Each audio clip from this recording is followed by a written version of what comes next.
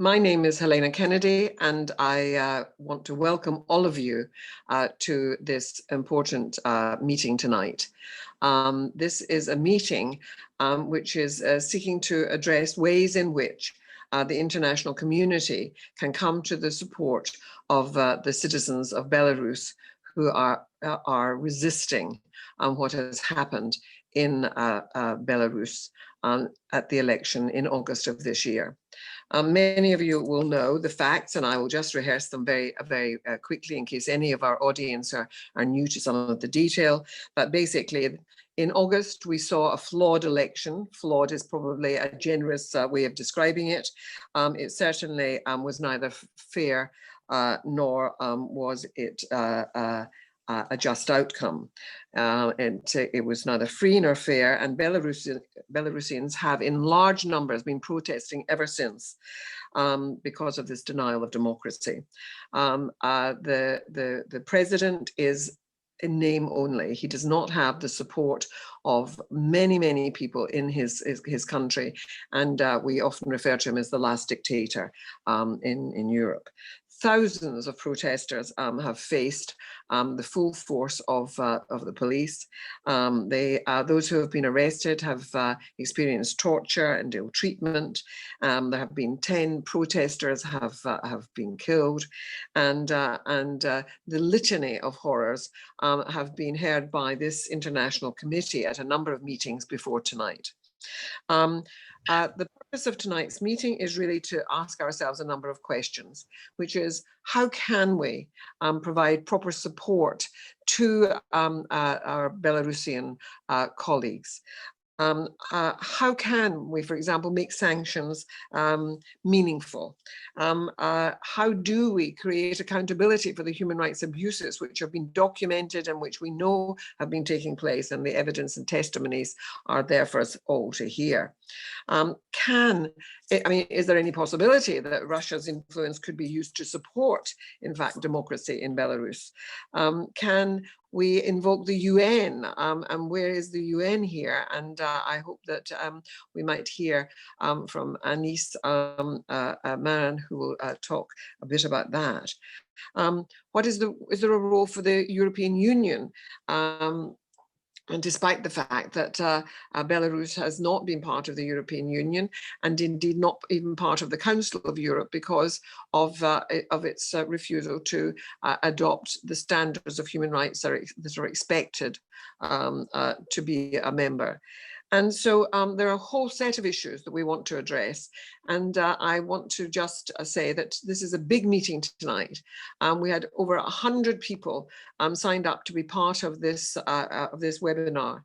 And we have a very distinguished panel of speakers. We really have key international actors present with us tonight. And so I'm going to start by inviting Valery Kavalevsky, who's an advisor on international affairs to basically the opposition leader, Sviatlana Tsikhanouskaya, and who's basically been forced into exile, as quite a number of people have been by the government. And so I'm going to ask Valery if he will bring us up to date on the position just now. And it's very good to see Valery again. He has on a previous occasion joined us.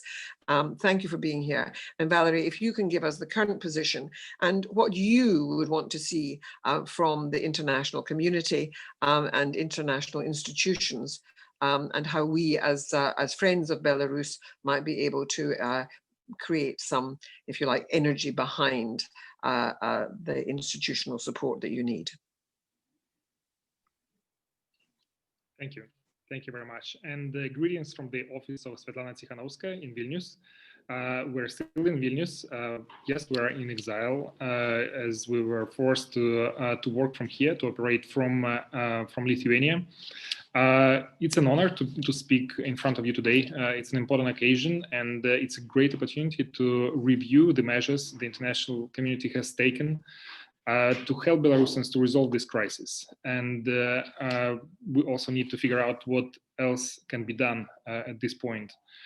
So just a very brief overview of the situation on the ground in Belarus. I was there just 10 days ago. I myself was arrested briefly during one of the marches, but I was lucky to get away without much injuries, without much damage. But nevertheless, I had a very interesting insight into how this system operates, how people are treated, and what is the mentality of the police officers, of siloviki, as we call them.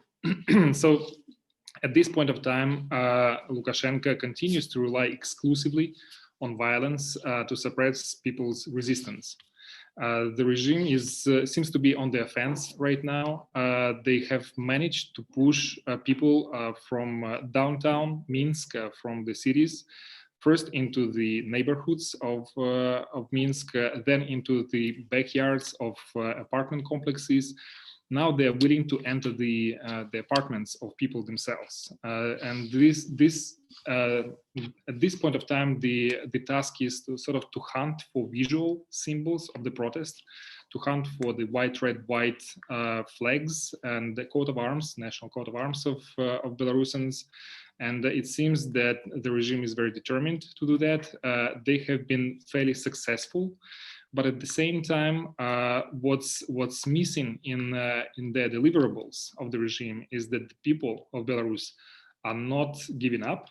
They remain really resilient in the face of the repressions of the authorities, and I think this is one of the important features of this regime, that people have continued the protest for 4 months and counting.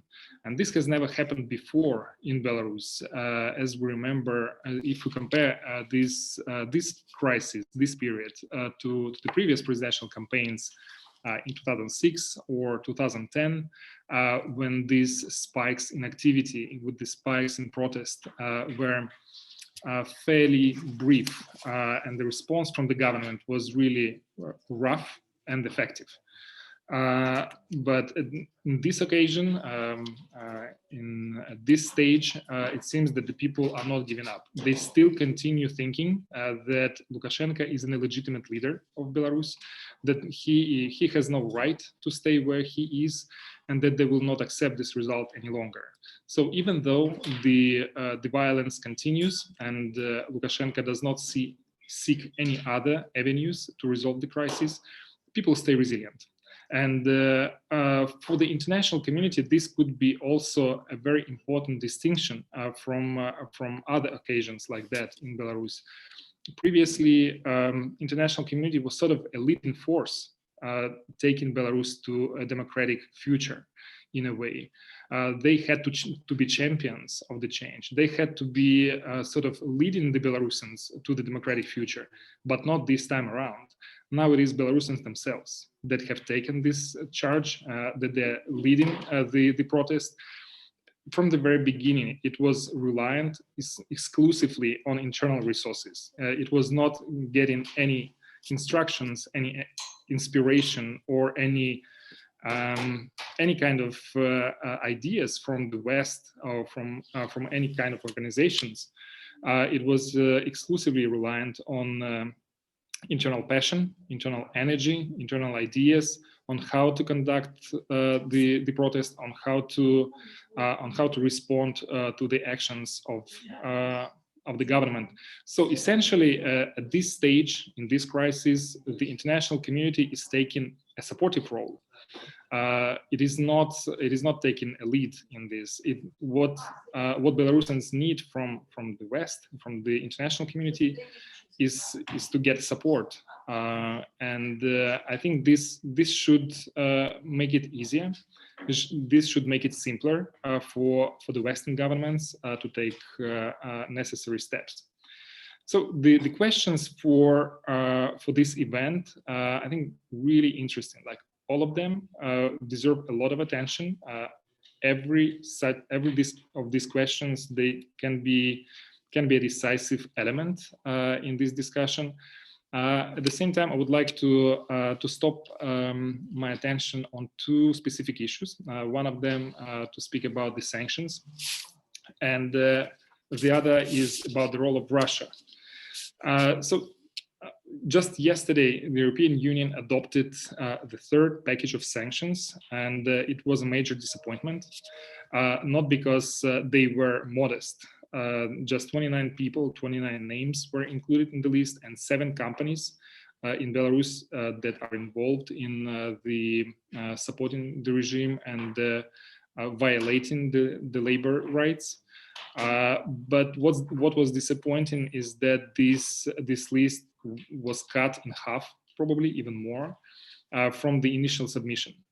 Apparently, there was a very deliberate campaign to cut down, to remove the names of individuals and of the companies. And apparently, some of the lobbyists of Belarusian businessmen implicated in the violations of human rights, they were successful in this. So what's missing in this effort of international community of the European Union is the muscle, determination, and the willingness to be consistent in the action, not just to declare intention to stop the violence and lawlessness in Belarus, but actually to deliver. These sanctions, the names are known. The enterprises that are involved in supporting the regime and violating human rights in Belarus are also known. What it takes is just to get them all together and publish the list. Unfortunately, this has not been the case, and we have a fairly limited number of people included in the third package. At the same time, we have received assurances that this work will continue and that there will be a fourth package, probably a fifth package. It's not very clear why it couldn't be adopted at once, kind of the entire list of people who are very, very well known. It's sort of this gradual approach to boiling the frog. It might not get fast results, and the fast results is what's necessary if we don't want to see the protest to be suffocated, destroyed, and the entire movement destroyed to the ground.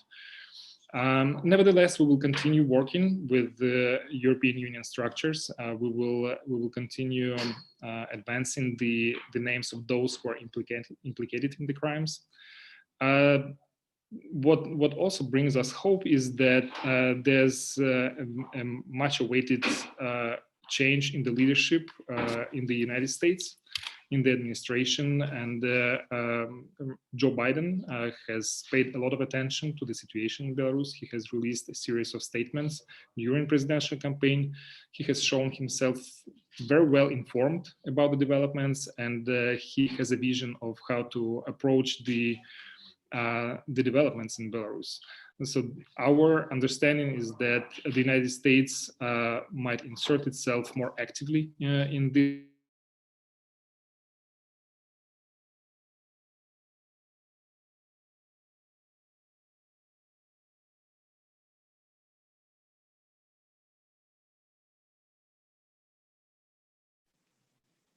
Valerie, you've frozen and we can't hear you. Valerie, we can't hear you. I'm going to ask that that Eamon might be able to respond just now. Eamon, if you wouldn't mind unmuting, yes. Valerie, you're back. Yes. We lost you for a minute or so. I was about to invite Eamon Gilmore to respond as the European Union rapporteur on human rights, because some of these issues that you're raising, failure of the sanctions regime, is something that you're concerned about, and he may have some answers to that. Is there anything else you would like to add? Actually, the second issue I would like to touch upon is the role of Russia. It is an important player, and we would definitely welcome the participation of Russia in resolving the crisis in Belarus. We understand that Russia has legitimate interests in Belarus, economic interests, political security issues, people-to-people contacts and such. But at the same time, there could be other interests that would be unacceptable to Belarusians. And we're speaking about the protest that from the very beginning was very non-geopolitical. It was not about geopolitical choice, anti-Russian or pro-Western. No, Belarusians from the very beginning were focused on resolving one political issue, and that was about free and fair and democratic elections. At the same time, Russia has not responded adequately to the developments in Belarus. They seem to be staying on the fence. They sort of support Lukashenko, but half-heartedly. They seem to be undecided on how to handle this, because they don't want to lose this kind of inconvenient but fairly reliable ally over years. But at the same time, they risk of losing Belarusian people and their trust and friendship over time. So the situation, the question I would like to probably ask every participant now, every expert, your perspectives on how to approach Russia, that it becomes a constructive force in resolving the crisis, and how do we prevent Russia from becoming a destructive force, that it does not pursue the agenda that would be detrimental to the ideas of independence and sovereignty of Belarus. I will stop here. And Valerie, I have a question that has come through, which is as to which are the companies, the 7 companies that you mentioned had been included along with the individuals. Can you name what those companies are? Well, the interesting thing is that this list has been leaked, so it is not an official list yet. It was promised to be released on Friday, but it appeared somehow in the public domain yesterday, contrary to the expectations. So I would rather not name them at this point of time, as this is not official yet. I would rather wait. All right. Now, Eamon Gilmore, it's wonderful to see you. And Eamon Gilmore is the European Union's rapporteur on human rights. And I know that Eamon has to leave after he's given us a few of his thoughts on all of this. And I'm going to take some questions for Eamon rather than waiting until the end, because he does have to go.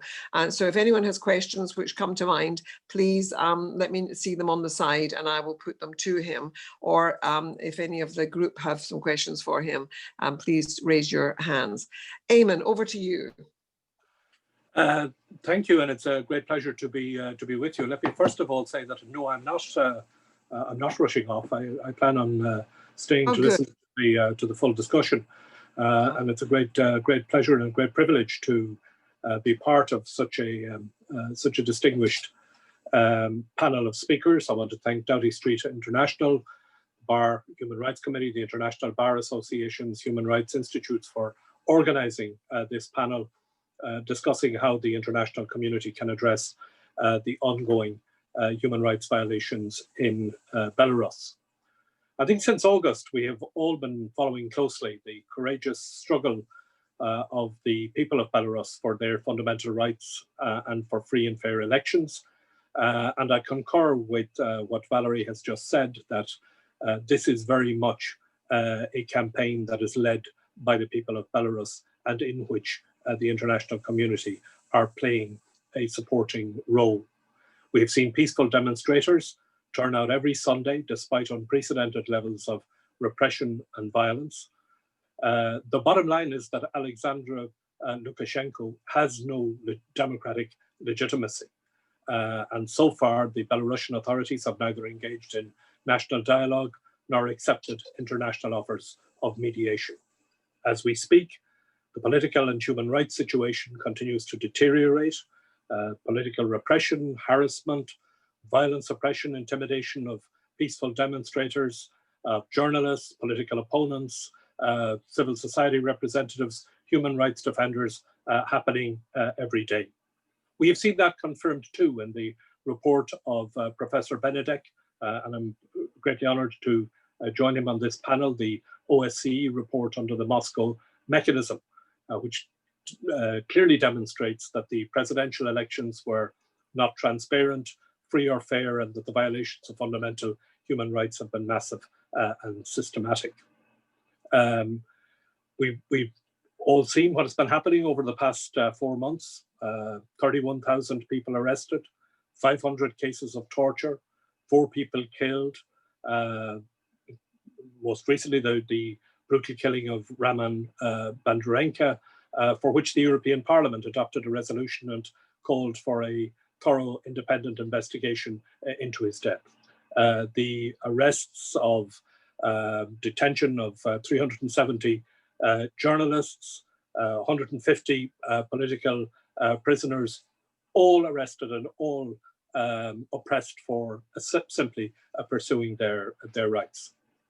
So let me address the question of how the European Union is responding to this.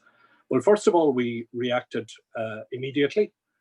We've kept it high, the issue of Belarus, high on the agenda of the leadership of the European Union throughout these 4 months. And we have taken action using the various foreign policy tools that are at our disposal. We have been vocal and united in condemnation of the repression against people exercising their fundamental rights and in support of the democratic right of the people of Belarus to elect their president through free and fair elections. As was stated yesterday by High Representative Borrell when he met with Sviatlana Tsikhanouskaya, we remain convinced that a genuinely inclusive national dialogue, including with the Coordination Council, is the only way forward to ensure a peaceful solution to the current crisis that fully respects the rights of the Belarusian people. We stand ready to support any credible mediation efforts, in particular within the OSCE framework. But unfortunately, so far, Lukashenko has not listened to these calls. And on the contrary, we've seen an escalation of the violence against peaceful protesters. The authorities really have only offered a pretense of a dialogue in the form of a constitutional reform and the preparations for the All Belarusian People's Assembly to be held in early 2021. So let me address some of the specifics of the European Union's priority actions. Firstly, let me deal with the question of sanctions. Up to today, the European Union had imposed sanctions against a total of 59 persons responsible for repression, electoral fraud, violence, including Lukashenko himself. The third package of sanctions was actually formally adopted by the Council about 2 hours ago. That includes 36 additional listings, bringing now to a total of 88 individuals and 7 entities who have been sanctioned. The individuals who are on that sanctions list can no longer travel to any EU country. Their assets and their bank accounts in those countries are frozen as well. I think in terms of the future of sanctions, yes, this will be a rolling process. And there are 2 issues, I think, which influence that. First of all, we have to ensure that whatever sanctions are taken are legally robust and that they're not successfully challenged in the court. And secondly, of course, we have to have the unanimous agreement of the 27 member states. So it is going to be a rolling process. Secondly, we have, of course, been at the forefront of addressing the Belarus issue in international fora. The European Union initiated the urgent debate and the resolution at the Human Rights Council in September. And we are now awaiting the report of High Commissioner Bachelet early in the new year, which will be, I think, an important occasion to examine the possibility of binding mechanisms for investigation of the human rights violations in Belarus. Several of the EU member states were at the forefront of the move within the OSCE to invoke the Moscow mechanism, and we very much welcome the report of Dr. Benedek, including the recommendation to establish an international independent body for the in-depth investigation of human rights violations in the context of the presidential elections with the help of forensic experts. Thirdly, of course, there has been the financial support, which is being provided by the European Union. That has been increased significantly. There is a significant envelope for civil society and for independent media, for young people, including scholarships, and for small and medium enterprises and for health. So far, the European Union has mobilized an assistance package of 33.7 million euros to support civil society, local human rights organizations, victims of repression, provide legal assistance, medical help, and other emergency assistance as well. Further funds will become available early next year, also to support civil society, independent media, and youth scholarships. We are also ready to step up our political engagement, sectoral cooperation, financial assistance to Belarus, provided its authorities respects the principles of democracy, rule of law, and human rights, and stops repression and abuses of human rights of people engaged in the pro-democracy movement. We are absolutely adamant that there should be no impunity for violations of human rights, such as we're witnessing in Belarus today. Just yesterday, the European Parliament's Sakharov Prize was awarded to the democratic opposition in Belarus. I think that is significant because it is a recognition of their courage, resilience, and determination. And we are willing to engage with the rest of the international community to see what can be done that is effective. I think this is a good moment for us to have that discussion at the end of 2020, at the end of 4 months of the repression that we have seen, and as we head into a new year when hopefully the people of Belarus will be able to vindicate the rights that they have been so courageously fighting for over the course of the last several months. Eamon, thank you so much. I think I referred to you as the rapporteur when in fact you're the representative. I'm not sure that... I don't get too exercised about titles. Now, Eamon, I did want to ask you on behalf of one of our questioners on the side, a number of questions. One is, even at this stage, it's better to get it in now. One is there any movement on creating arrest warrants for Lukashenko because of his leading a nation where there are these horrific abuses of human rights? Is there any talk of creating a warrant for him? Well, that is a possibility, but I think it is not one necessarily that I think we would want to anyway discuss in public at this point. The issue of accountability for what has happened in Belarus is something that we are very determined to see through. As I've said, we are looking forward to High Commissioner Bachelet's report early in the new year, and looking forward to seeing the putting in place of a binding mechanism. So let's see that walking forward. I don't want to prejudice what might be done, but whatever it takes to ensure that there is accountability, we are determined to see that through. The other question is that if only 7 companies, you refer to them as entities, if only 7 companies are on the list, there having been a much greater number submitted to be put on a sanctions list, it would suggest very successful lobbying on behalf of quite a number of those companies. Is there evidence of that kind of lobbying taking place? Well, I haven't seen any evidence of lobbying myself, and I do want to make this point that the way in which the sanctions will be dealt with by the European Union will not be a product of lobbying. It will be a product of looking at what is the role of the individuals concerned and of the companies concerned in the repressive activities which have been undertaken by the companies, the entities, the individuals concerned. This is not going to be on the basis of somebody being able to slip inside the door and lobby officials of the European Union. Now, the decision, of course, on the imposition of sanctions is a decision that is taken by the member states. But certainly, as far as the European institutions are concerned, I haven't seen any evidence of lobbying, and would be surprised by it. I'm now going to thank you so much, Eamon. That was really important to hear from you, and very interesting indeed. I'm now going to move us on to Boris Clavich. Boris is the chair of the Council of Europe's Committee on Legal Affairs and Human Rights, and been a great friend of this committee, and has come a number of times and helped us with our considerations.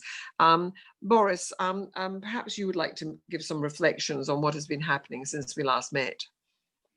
Thank you, Helen. Ladies and gentlemen, hope you can hear me. Is it fine? Yeah.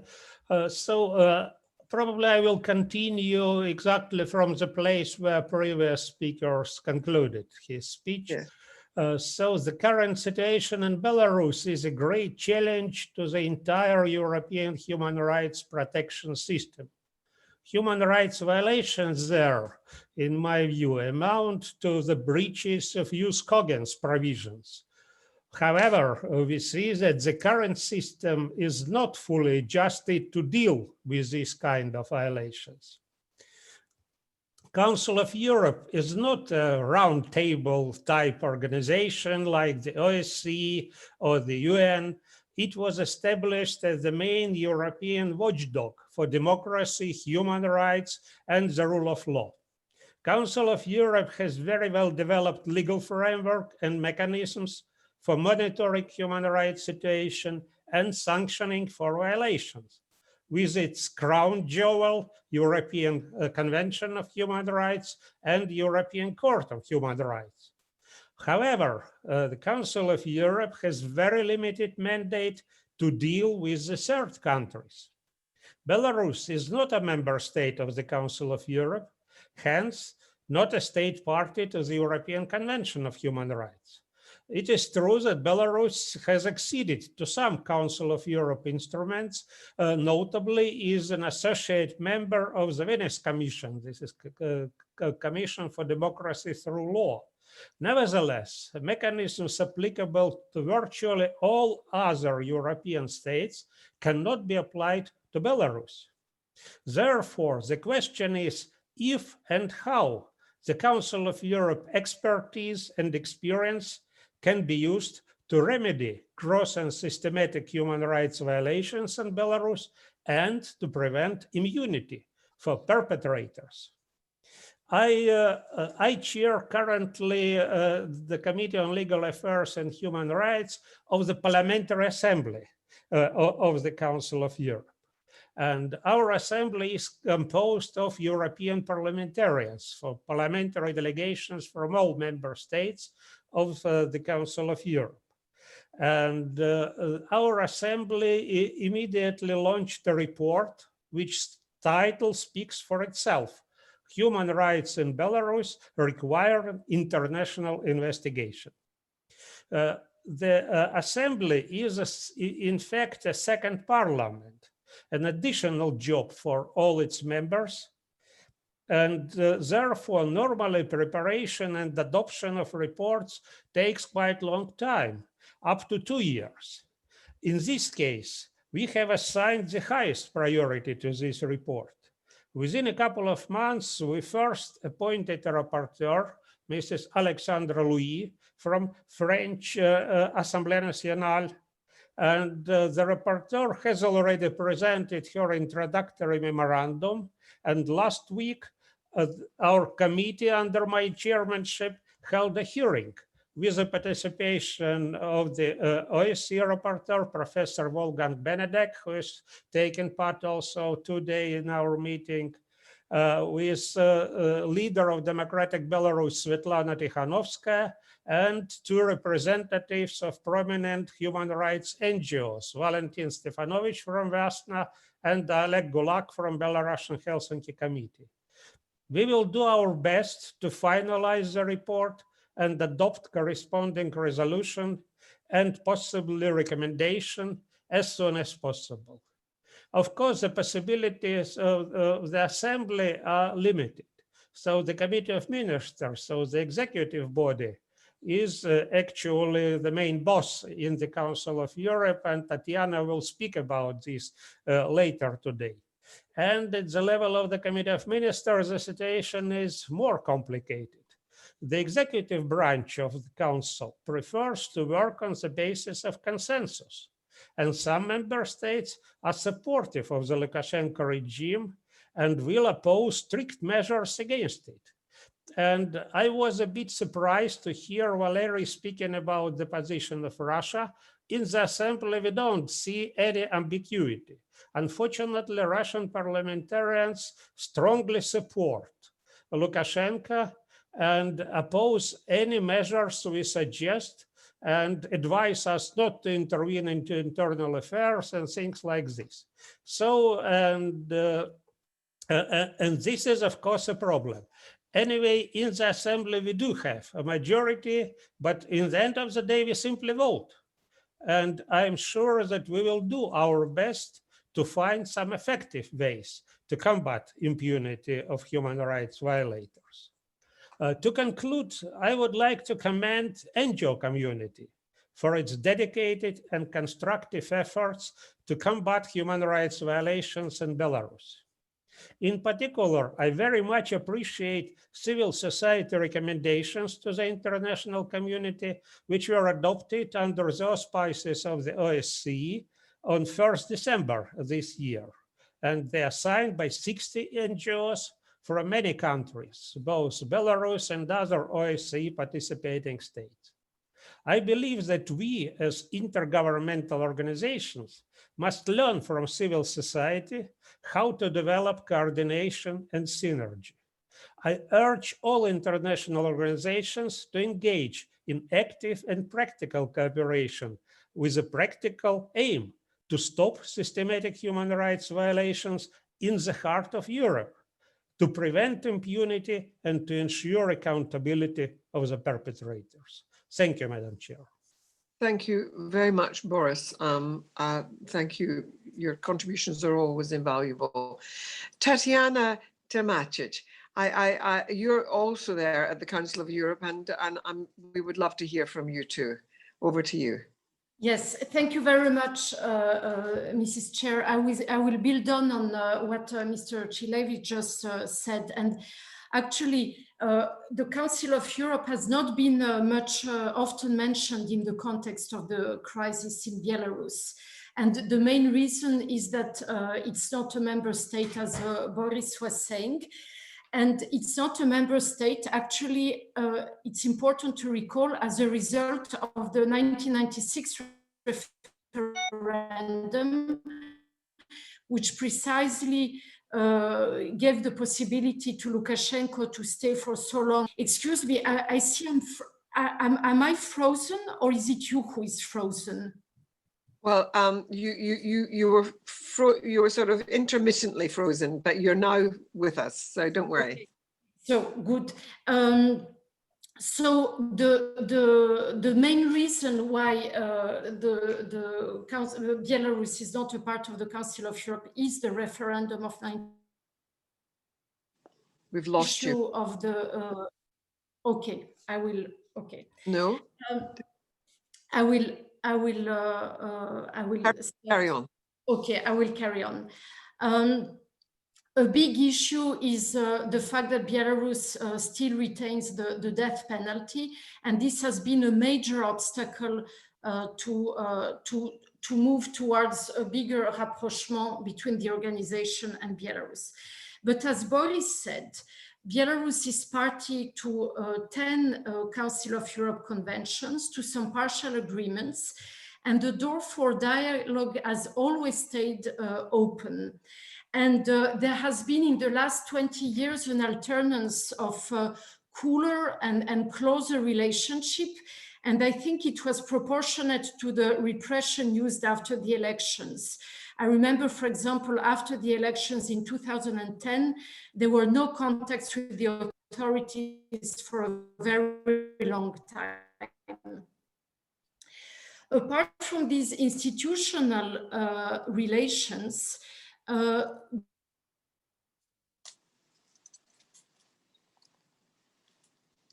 Tatiana, we have lost you.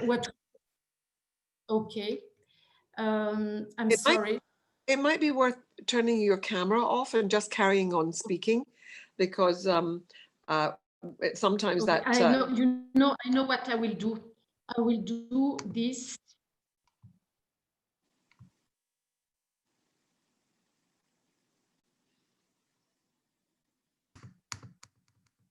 Yeah, okay, sorry. Now, okay, can you hear me now? Yes, we can hear you. Good. So what I was saying is that apart from these institutional relationship with Belarus being party to a number of conventions, it has also benefited from a number of cooperation projects, mainly funded by the EU. And what happened after the elections?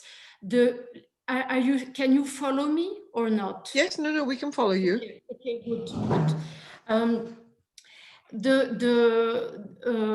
There was a reaction by the leadership of the Council of Europe immediately after the election, starting with the President of the Parliamentary Assembly, our Secretary General, the Chair of the Committee of Ministers, the President of the Venice Commission, who all reacted to what was happening and calling for the end of violence, for engaging in a democratic transition. So the leadership reacted immediately.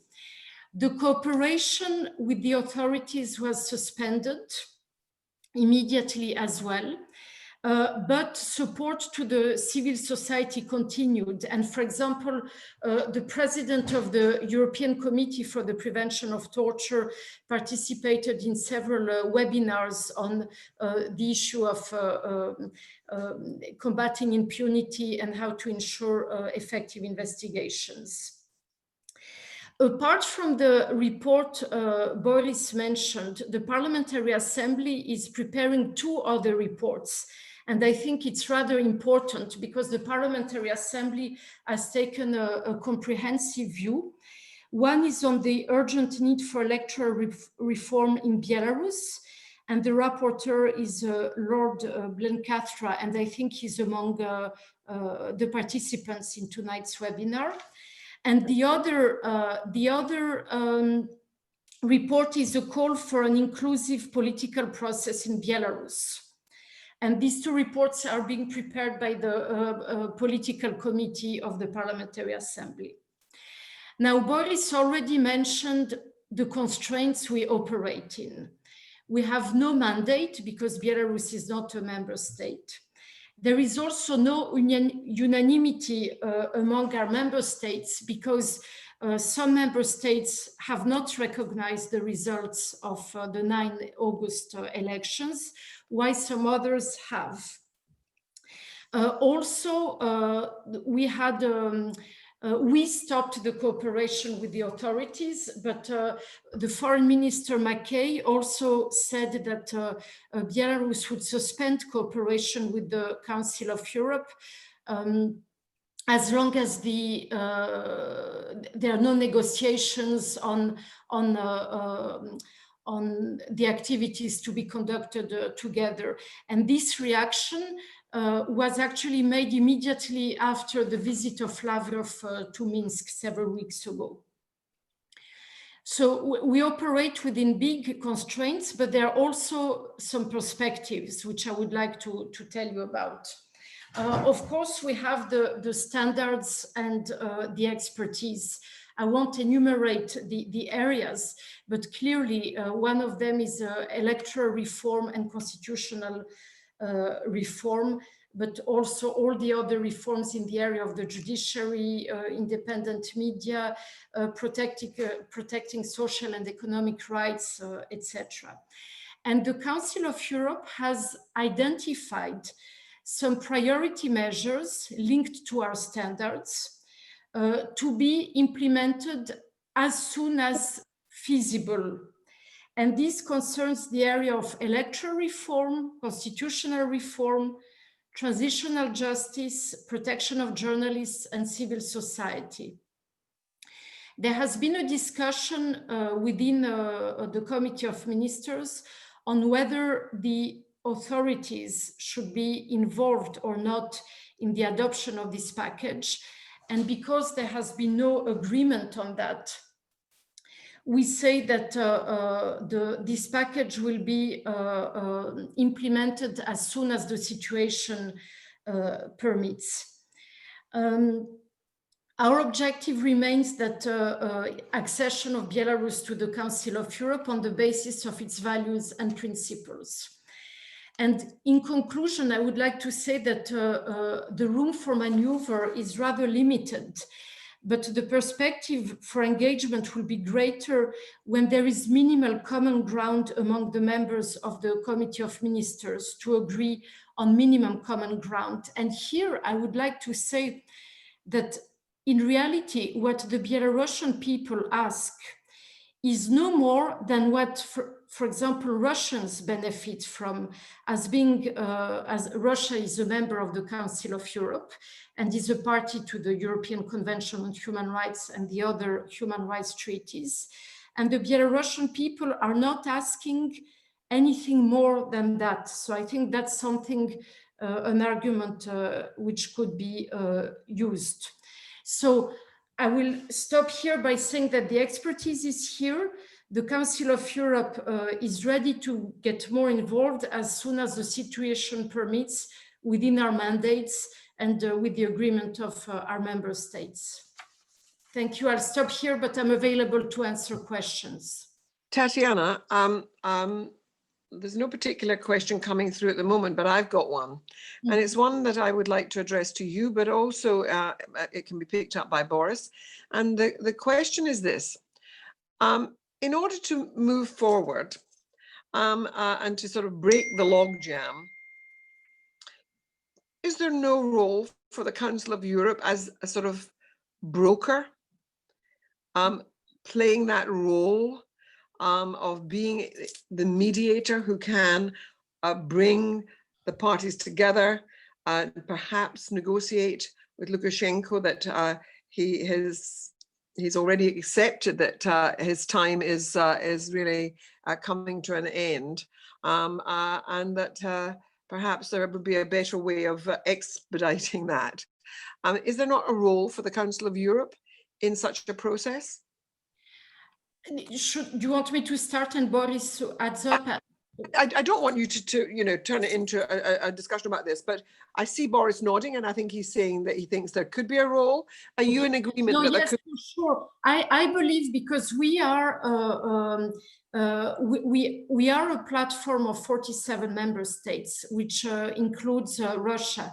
And actually, the Council of Europe has quite a good track record in finding solutions, common solutions. Of course, it has been difficult lately, but I think there is a track record. And if there is an understanding that the Belarus people want no more than what the 830 or 50 million of Europeans already have, I think that could be a starting point for discussion. This is my personal belief. If I may comment briefly, to be candid, I am much more skeptical than Tatiana with this regard. Because as I mentioned, we are not OSCE. OSCE is Organization for Security and Cooperation in Europe. We are an organization which deals with human rights. We are more dealing with legal issues. And I am sure that absolute majority of Belarusian people wants to join the Council of Europe and wants to live according to the same high standards. But the Council of Europe, I believe, still this is a club with certain criteria for membership. And in order to join the Council of Europe, a state must meet certain strict requirements, strict preconditions. They are of different nature. than the European Union. In the European Union, it's more of economic type and so on. But we demand three things, basically: democracy, human rights, and rule of law. And human rights in particular are formulated in a very clear way in a form of legal instruments. And this is relatively easy to check whether a member state or a candidate state meets these criteria. This is why we have very well elaborated procedures and instruments like, for example, CPT, Committee on the Prevention of Torture, which regularly monitors the situation in all member states. And the problem is that, as Tatiana rightly pointed out, the current leadership of Belarus doesn't want to join the Council of Europe. And really, under these conditions, I don't think that we are in a very good position to broker any negotiations. We don't have also financial resources such as the EU. Boris, I want to, Tatiana, I'll come back to you very briefly, but I don't want us to get sidetracked on this. We might come back to it later when it's a more general discussion, but I want it to hang in the air because this is not about you only come to the table, Belarus, if you sign up to everything, and then we have it. That's not, you're going down the wrong road, Boris, here. I suggest that when I'm saying broker something, is that the Council of Europe is in a position, it has Russia as a member. It has a way in which it could actually, if carefully handled, there are ways in which this could actually be an engine for bringing parties together, working out strategically, choreographing some shifts and changes which would be of benefit to the people and in strengthening a process of change. But having hard lines in the sand, as I say this as somebody who's sitting in Britain just now as we leave the European Union, to my regret, having hard lines and red lines does not help any solutions to real problems. You should start off saying what is possible. Is something creative and possible here? Because it hasn't happened in the past, doesn't mean it can't happen now. I'll leave it in the air. Tatiana, you can come back in later, but I've got a lot of people who want to speak. So I've invited also tonight Wolfgang Benedek, who is, of course, known to so many of you. He is the OSCE Moscow Mechanism Rapporteur, and it's wonderful to have him join us tonight. Wolfgang, over to you. Thank you very much, Mrs. Chair, and thank you to all the organizers of this important event. As you are aware, I have been entrusted with a fact-finding mission under the Moscow mechanism by 17 invoking states, which was to lead to a report with recommendations, which was presented on the 5th of November to the OSCE Permanent Council. If I may say a few words on the results of the investigation, and here I can only repeat what Eamon Gilmore has already said, namely that the presidential elections were found of not being transparent and not being free nor fair, and therefore the allegations in this respect have been found confirmed. Now, the larger part of the mandate was to investigate alleged human rights abuses. And here the major human rights abuses committed by the Belarusian security forces against largely peaceful demonstrators were also found confirmed. There were massive arbitrary detentions, systematic torture of protesters, in particular right after the elections, and also ongoing massive ill treatment by the security forces as well as in detention, some cases even having led to major injuries or even deaths. There were also massive attacks on journalists and the media. The internet is regularly shut down and a number of 70 web pages remains blocked. The purpose of all this is intimidation of dissenters, which are also subjected to various reprisals, starting from dismissal from jobs or universities, to threats of custodial removal of children. In the end, all these violations are also characterized by a total lack of accountability, as perpetrators are enjoying full impunity, whereas protesters are increasingly criminalized. This has led me to a number of recommendations to Belarus, as well as to OSCE and international community. Obviously, the immediate need would be to stop these massive violations, to release the protesters, the prisoners, and to organize new elections under international supervision. There's also a need to properly investigate all allegations. But unfortunately, so far, there is no sign from the side of the government that it would be prepared to do so. Therefore, there is a need for the international community to act. First of all, to assist the victims, also those who had to leave the country, to support civil society activists still on the ground, and to establish an independent international mechanism for the in-depth investigation of these human rights violations, which should include a repository to safely collect and store the evidence of the major human rights abuses for future trials, whether they will take place in countries applying the universality principle, or in international jurisdictions, or in the future democratic Belarus. I had a very positive response from different sides to this recommendation in particular. And I'm aware that several actors are working on its implementation. In this respect, I would like to call on all who are interested and active to join forces and to cooperate in the establishment of this much needed mechanism, which should take place as soon as possible.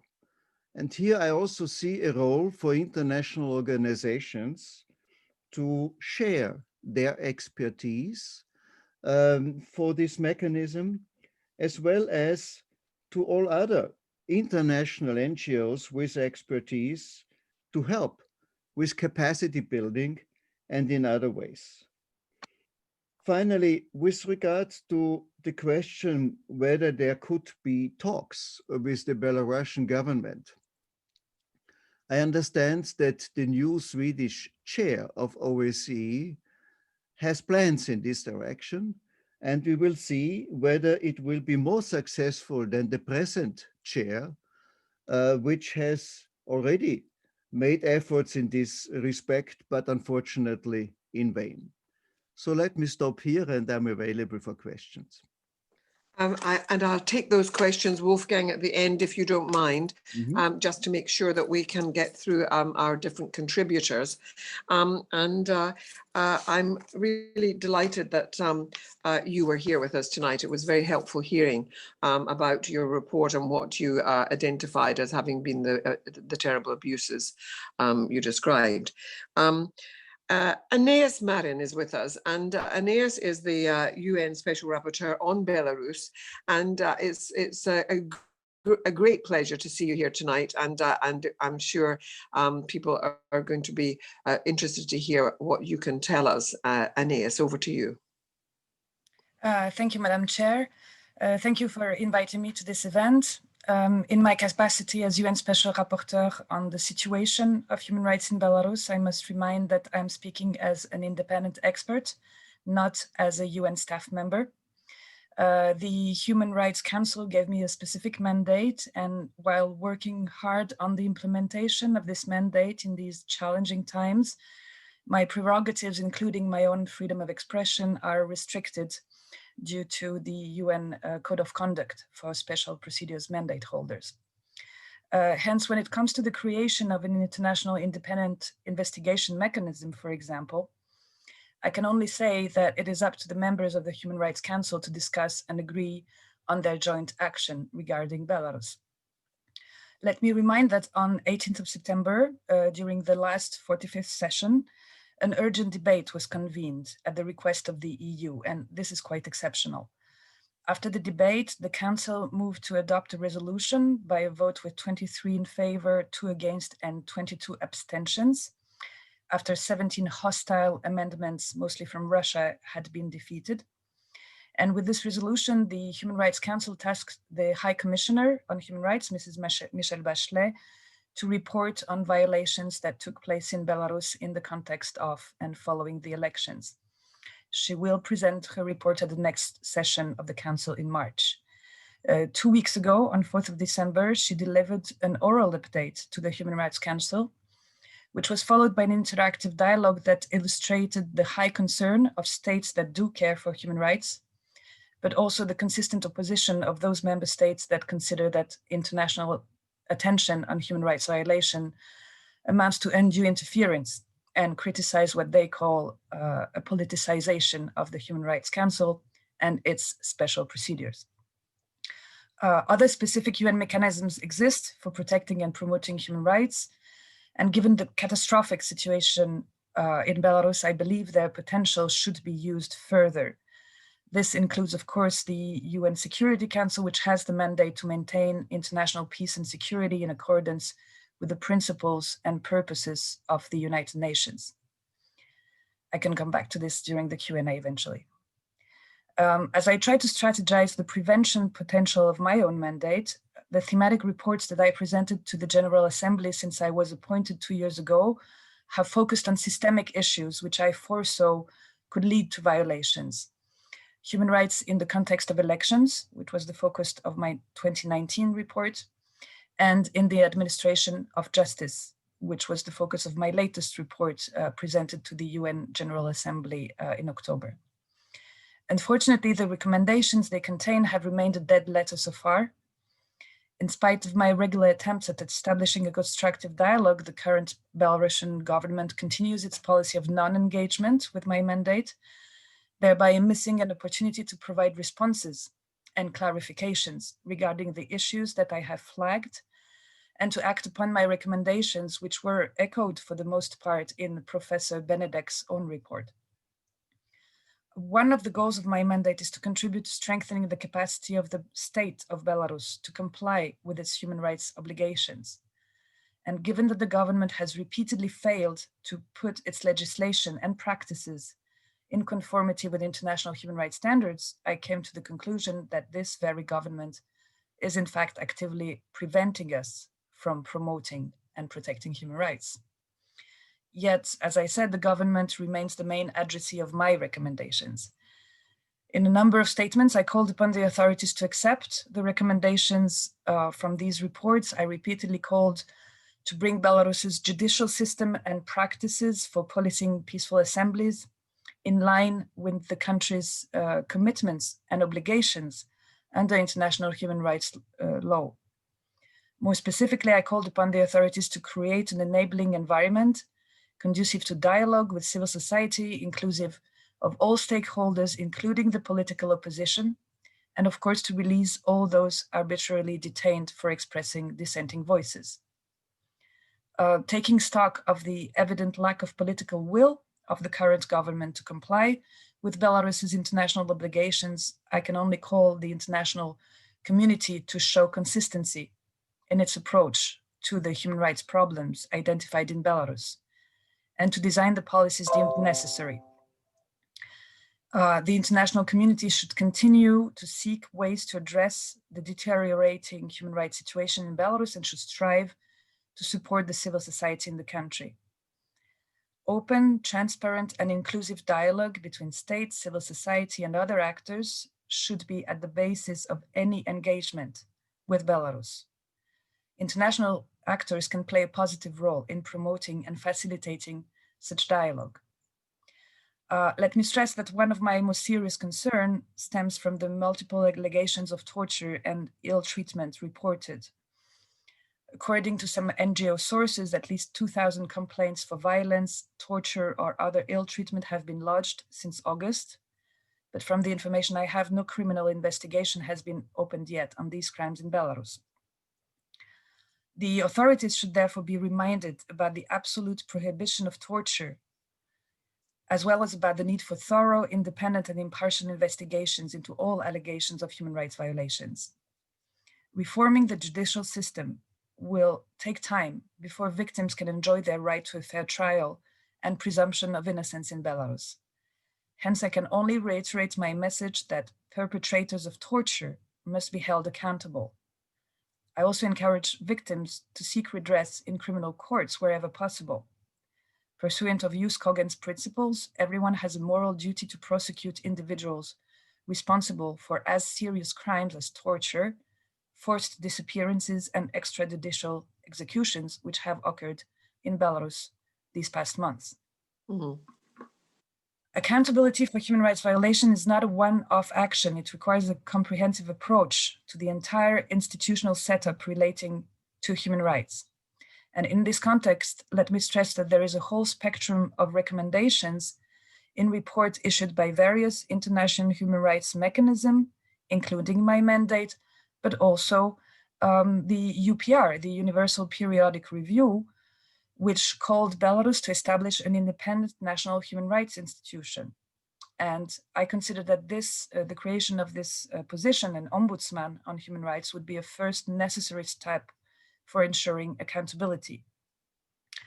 Member states of the Human Rights Council should insist that the authorities take immediate action to ensure accountability for grave human rights violations. In practice, this should mean recording and reacting to complaints about these violations and launch investigations. They must be thorough, comprehensive, impartial, and the results must be made available to the public. And most importantly, the perpetrators of human rights violations must be brought to justice so that a signal is sent to all that further human rights violations will no longer be tolerated. The international community should also continue its assistance to those in Belarus, human rights defenders, lawyers, journalists, activists, who call for accountability for human rights violations, and their work must be supported. I will stop here and I will stand ready to answer questions, if any. And yes, thank you so much. Your work is absolutely important to all of this. And I'm sure there will be questions when we come to at the end of the different presentations. So thank you very much for that. I'm now going to call on Konstantin Tetsiaru, who is one of our familiars around this table. And Konstantin, I know that you had sent a question in earlier on about what about Azerbaijan, and you asked the Council of Europe members, but I'm sure that you can incorporate that into your own presentation. Over to you. Thank you very much, Helena. Thank you very much, fellow panelists, speakers, and members of the audience. I will try not to take too much of your time, and I will try to be brief on what I want to say. I want to talk about what can be done in these circumstances, and I'm going to talk only about international justice. I have no expertise in sanctions and stuff like that, only about international justice. And I have already argued before, and I will reiterate, despite the fact that many of the very important actors are present in this panel, or probably because of that, that the reaction of the international community was, especially in the beginning, less than I would expect in response to crisis of such magnitude. We all understand that the Belarusian authorities are not particularly interested in collaboration, but it seems that international community, at least sometimes, does not press hard enough to ensure this collaboration. Often it feels that some international institutions think more of their immediate interests and benefits than of the aims that they declare to achieve. That is at least my impression. However, I'm not going to discuss the pitfalls as such, but rather contemplate possible ways of dealing with the situation from the perspective of international justice.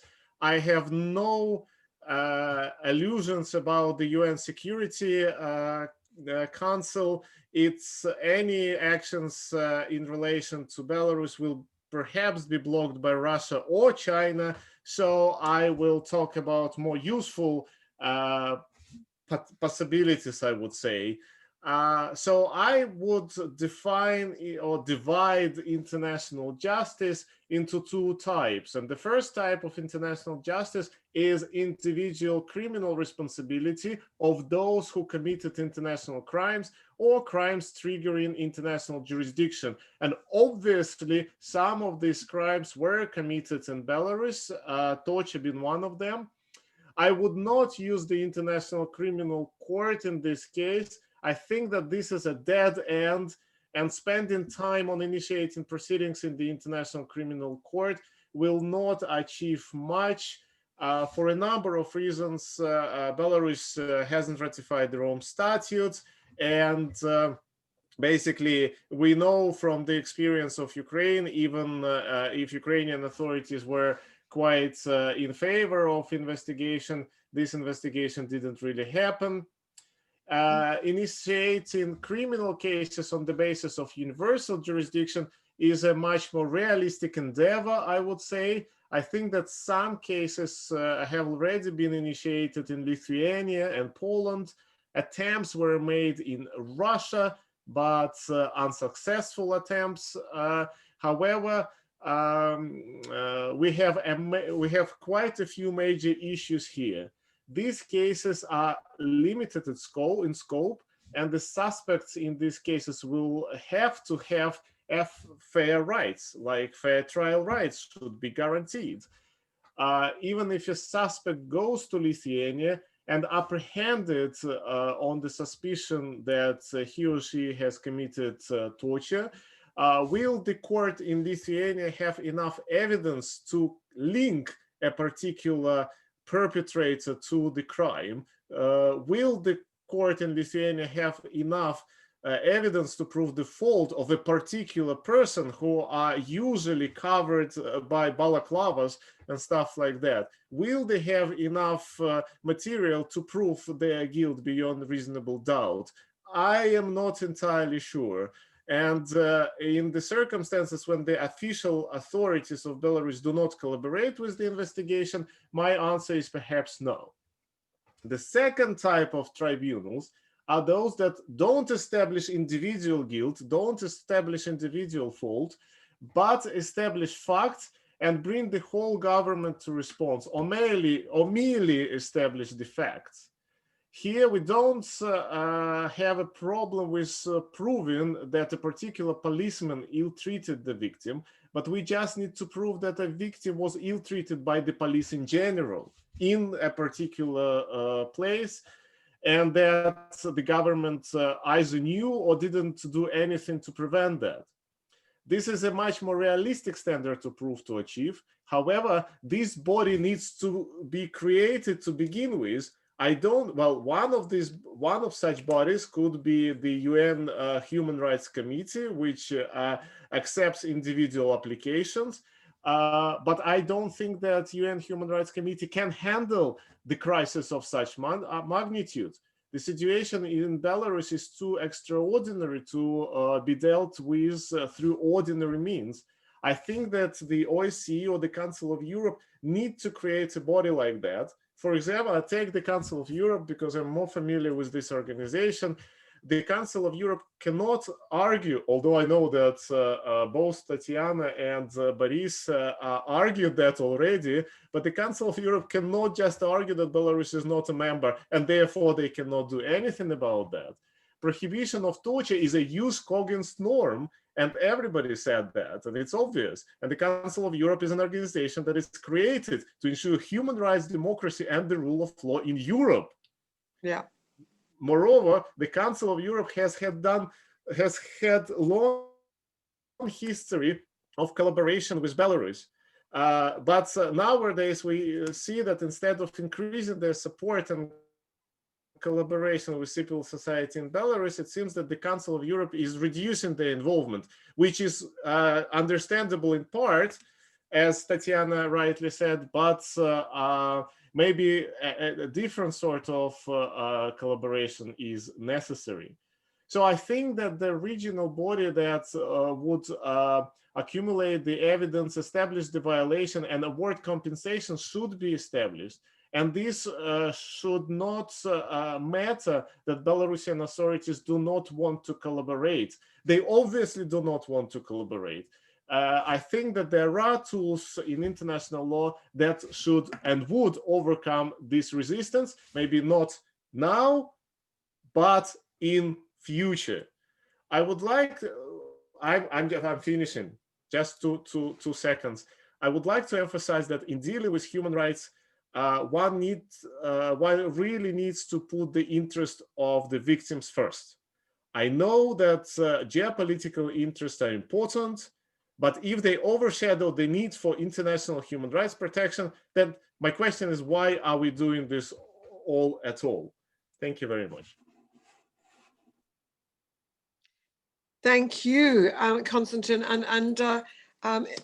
Messages on the side say how important it is that you've reminded everybody that the Council of Europe is there as this engine for the promotion and protection of not just the European Convention on Human Rights and so on, but also the rule of law and human rights more generally. And therefore, the idea of jus cogens is one that we should hold on to and not lose sight of in all of this. And I want to bring us back to my suggestion that, in fact, Tatiana, I'm sure, will want to come in on, which is about a role that could be played by the Council of Europe and putting together a sort of a panel, a small group, you know, a sort of task force to mediate between Lukashenko and the opposition. He's already said that his time is up. He's been there too long. But what he doesn't want to do is leave for a very different kind of, if you like, order to come into being. And I think that carefully organized with the right kind of person in the middle, there could be a thing of saying, but surely you can't be against this. And surely you can't be against that. And that you could actually start moving him in a certain direction where I would have thought that there is a possibility that one would be saying, not tomorrow that he's going to step down, but that you actually talk about a positioning which takes you to a better place in a couple of years' time. I mean, you know, anyway, that as somebody who has had some experience of those kind of things, you know, I do want us to be more creative in our responses rather than wringing our hands and talking about, you know, today we have had very powerful evidence coming from a number of different people, different institutions, the European Union, the United Nations, the OSCE, the Council of Europe. And we have to move on from just reiterating the full horrors of what's been happening. We've been doing that over the previous meetings. And the thing is, can this be actually moved to a different place? And Tatiana seems to be the optimist in the Council of Europe, and Boris seems to be the pessimist in the Council of Europe. And as an eternal optimist, I would like us to hold on to that thought that there might be some mediation here and that there might be a possibility that the Council of Europe, choosing the right kind of facilitators, might be able to move this. But I think that you might have to pull Russia into the frame to be a participant in this. Anyway, I throw it into the mix, and I think that, you know, you have to be realistic and you have to be talking about taking steps towards this, and it's a choreographed process.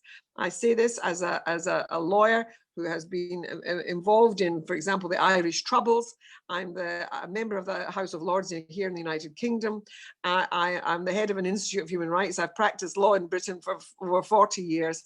I'm just telling you, these things have to be strategically considered, and they are steps that are taken, and it's not beyond the wit of us to think about how that might be done. Now I'm going to move on to Jackie Perkins. Jackie Perkins is the United Kingdom's ambassador to Belarus. And I would love it if, Jackie, if you might put on your camera and your microphone and come and join us. Hi, thank you very much. Thank you, Madam Chairman. Good evening, everyone from Minsk, and many thanks for this opportunity to speak to you today. The UK's policy towards Belarus has been founded on two essential principles: support for Belarus's sovereignty and territorial integrity, and support for the people of Belarus. We took the decision several years ago to increase our engagement. When I arrived in Minsk in August 2019, I was encouraged by London to continue to develop the relationship in a positive way. Some may now criticise that policy, given the horrific violence that the regime has meted out on its people, leading up to, but especially since, the fraudulent election in August. But I believe it was the right policy to respond to those inside Belarus, in business, in civil society, in the media, and some in public administration, who appreciated the need for change. The events of the last 4 months have been extraordinary, and the numbers of people who've taken part in the protests, in their determination to defend their human rights and dignity, and in their courage in the face of threats and intimidation, violence and arrests. But although recent events were unexpected, they were not necessarily surprising. There has been a growing, persistent and insistent call for change in Belarus for several years now. It was also clear from the events of the last 4 months that what we are witnessing is not geopolitical, no matter how much the regime would like to paint it as such. It is not about East versus West. As you will have seen from the media coverage, and as I saw for myself when I was still able to observe the protests, there are no EU flags, no Russian flags, no Union flags or stars and stripes. All that can be seen is a sea of white, red, white, and even the occasional red and green, flown by protesters wishing to show that they are not disloyal and want no conflict. This is essentially a Belarusian issue. Belarusians are trying to build their own future for their own country. The fact that this is an internal issue complicates matters for external players like the UK and diplomats on the ground. When we seek to engage, we are subject to accusations of meddling in a country's internal affairs. Only last week, the foreign minister accused Western ambassadors of lecturing and setting out demands of the Belarusian authorities.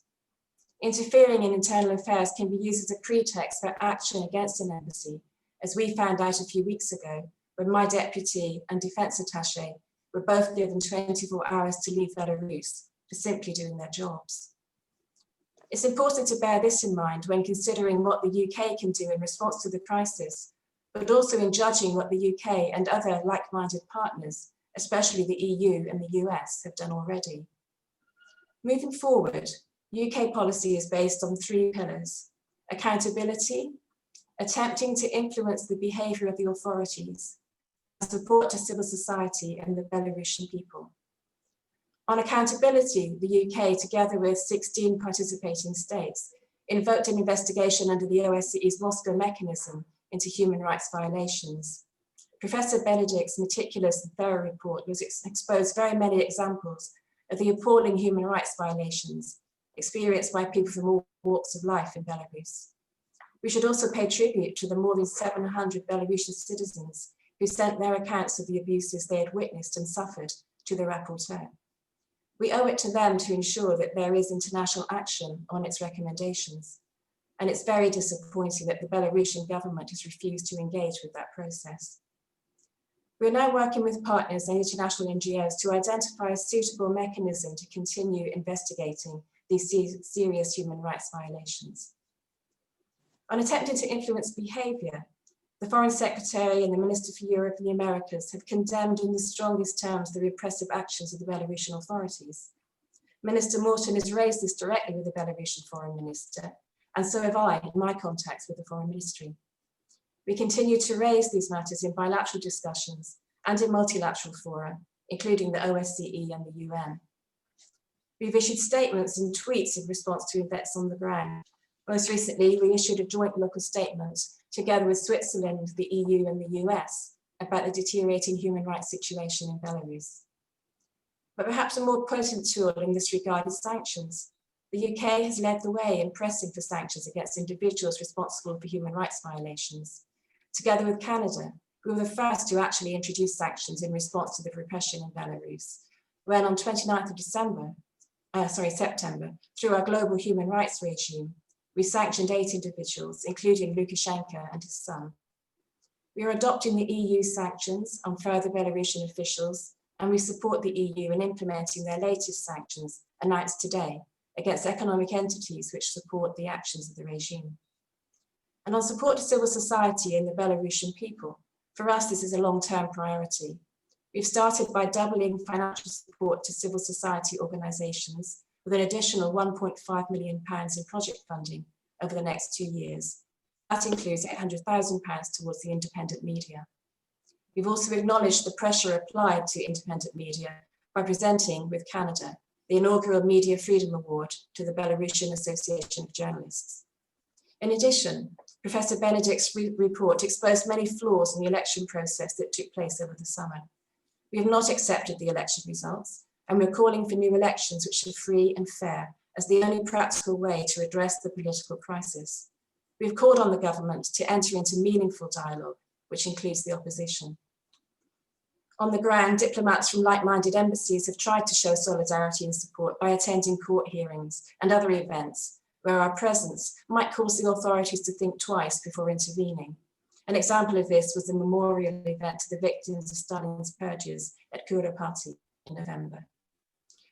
So I hope I've given a quick overview of the UK's policy direction on Belarus and our efforts to implement it, but also the constraints that we operate under. The UK will continue to work hard to support Belarus and the Belarusian people as they seek to chart their own course to a better future. Thank you very much. Jackie, thank you so much. From all my contact with Belarusian friends and contacts, I have been told that you're an exemplary diplomat, and they recognize you as such and pay tribute to you for your efforts on their behalf. You've answered a question for me because I was thinking of actually asking a question in the House in Parliament about British sanctions and whether they would replicate the sanctions of the European Union. And thank you for telling me that they will, that the intention is to do that. Now, there is a question that's come on the side from one of our participants who's saying, could a company not be sanctioned if it, for example, refuses to recognize the sort of non-state sanctioned unions, because certain trade unions some companies just will not recognize them. The other thing is sacking people for the expression of pro-opposition views. Could companies that do that sort of thing be included in a sanctions list? Perhaps somebody in amongst my panel might be able to answer that question, which comes from outside. And now I'm going to turn to Natalia Kolyada, who is our great friend from the Belarus Freedom Theatre. And Natalia, I know that you're with us there, and it's good to see you. So Natalia, over to you. Good evening, everyone. So happy to see all of you. And it's, I think it's pretty good feeling in terms of what we discussed with Professor Benedict before, that it will be good when people are synchronized and all are coming together and dealing with one specific issue.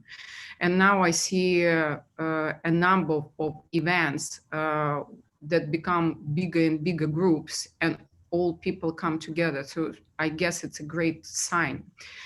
But I wanted to start with two particular letters that I wanted to read to you, and then move and make the bridge to the current situation. Dear friends, I send my sincere greetings to your rally. I would like to assure you that the thoughts of myself and my friends are with you. And regardless of how the presidential elections turn out, and probably we all suspect the outcome, we will not cease to support the vision of Belarus as a free member of the European Union. It is worthwhile striving for conditions of freedom, even if the results are not immediate. What we expect from the government of Belarus is essentially exactly what we expect from any other government in the world: to abide by universal human rights and to give civil liberties precedence over policies that rely on the power of international or local economic structures. I wish you all the best, and I'm confident that you will live to see the conditions of freedom. Yours sincerely, Prague, the 16th of December, 2010, your friend, Václav Havel. That's the letter that I received right before the elections of the 19th of December of 2010. Václav Havel was patron of Belarus Free Theater. And after reading that letter to 50,000 of people who gathered at the square, the major crackdown started in Belarus with 2,000 people who got arrested. And then in a year time, on the 16th of December of 2011, together with Václav Havel and Tom Stoppard and many other artists, we launched the artistic manifesto. It was the 16th of December of 2011. Meanwhile, and just the quote, meanwhile, outside Belarus, the official world is about to go into seasonal hibernation. The Christmas decorations are up in the marble halls of democracy, and no more is expected to be heard from there until next year. The levels of political, diplomatic, and economic pressure are set at rest. We call upon the power of art to disturb the sleep of conscience. After we got that message from Václav Havel on the 18th of December, he passed away. This was the last thing that he did in his life. And I could say, if there were politicians like him today, probably we will talk about youngest democracy in Europe, but not about the last dictatorship of Europe. And with all great panelists and with all very specific steps, and me being political refugee for 10 years in the UK, and finding myself probably in August or maybe June, because by July there were already 1,000 people who got arrested before the 9th of August elections, when we've been trying to put sanctions before the elections in order to avoid crackdown. And in June, July, I found myself that I'm becoming British, becoming very diplomatic and polite. And I guess this is exactly the moment when I understand that probably it's time for my Belarusian nature to kick back and to go back to Václav Havel and remind us all that there is necessity in morality and politics. European Union failed us completely. All sanctions that are put in place, it's a joke. And I can't say anything else. In order to implement sanctions, and unfortunately I'm dealing with sanctions for the whole my life, I had results in 2011 after meeting with Hillary Clinton and William Hague and Joe Biden as vice president and putting economic sanctions in place within a month after elections in Belarus. And we managed to get political prisoners out of jail. European Union wasn't that fast. Currently, we observe that already for 4 months, we're dealing with so-called rounds. So I could congratulate everyone. Only a few hours ago, besides yesterday leak, we got official list with the same names that are pointless. All those 7 companies, no idea how they even managed to get to that list. They don't have any meaning to the economy. They don't have any meaning to the country. All wallets, Lukashenko wallets, let's use different ways, scumbags or those who call probing the regime, only one of the main Lukashenko wallets end up in that list. Another one doesn't make even sense. All those people have to be sanctioned systematically. It cannot be chosen randomly, absolutely, because when those people are pulled on the list, the European Union, the UK, and I hope the UK will not accept European Union sanctions because it's useless, and the United States, they need to understand when you deal with financial sanctions, it have to be systematic, because Lukashenko wallets, they deal and they work as mafia. Everything is interlinked. When you put just one person under sanctions, it doesn't mean anything to them. Everything is already rearranged. Then the second one, European Union doesn't have any protection, any law on whistleblowers, when it's possible for those people who deal with sanctions to be prohibited. European Union is asking to sign in written consent form that if the wallet is taken, the European Union to the court, the European Union will reveal their sources. So those people who are dealing with the issue how to take dictator down suddenly become the target for the regime because of European Union.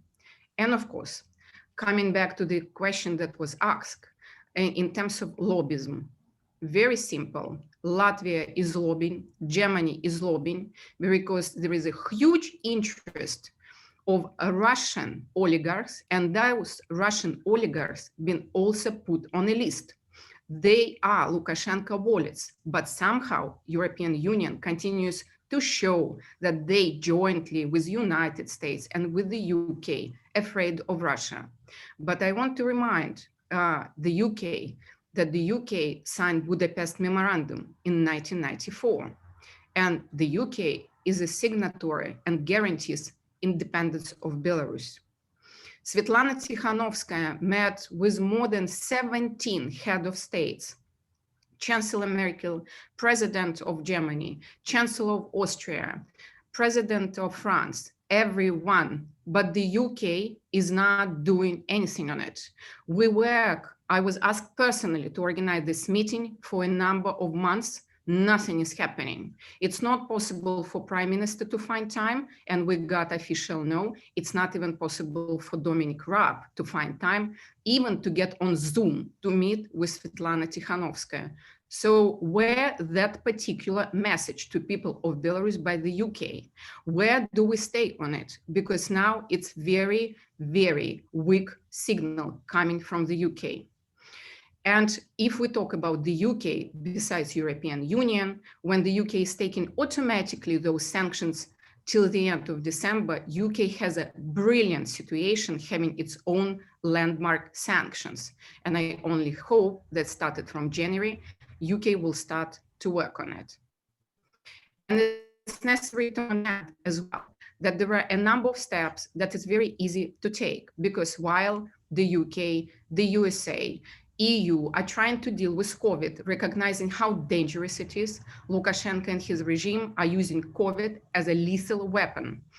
Up to 60 people are packed into tiny cells, 3 meters on 3 meters, designated to accommodate 4. Right now, Lukashenko is using any tools to kill the population of Belarus. The way he deals with COVID only reminds of Chernobyl time.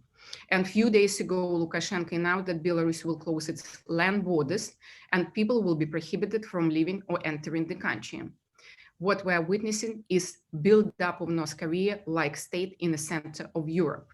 So there are very simple steps that we could do. Sanctions, financial sanctions, economic sanctions, switching off SWIFT, just to show what people of Belarus think.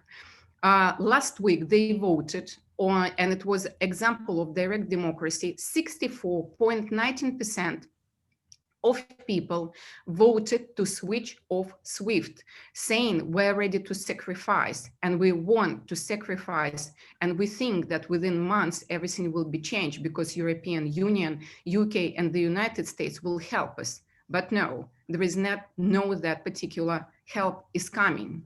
So anti-money laundering tactics have to be included and implemented on any bank accounts linked to the regime. Russian propagandists, including but not limited to Russia today, have to be sanctions, including Sberbank.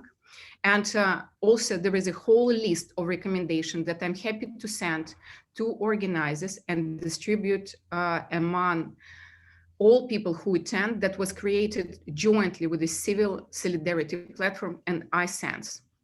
And we need to understand that Belarusian dictatorship exists for 26 years. And it's clear that it's not an issue of one day to resolve it, but it has to be clear that if we do not move now, very quickly, not wasting time, that there will be no single chance for Russian people to take down Putin, because Belarusian people are currently showing a major example to people of Russia.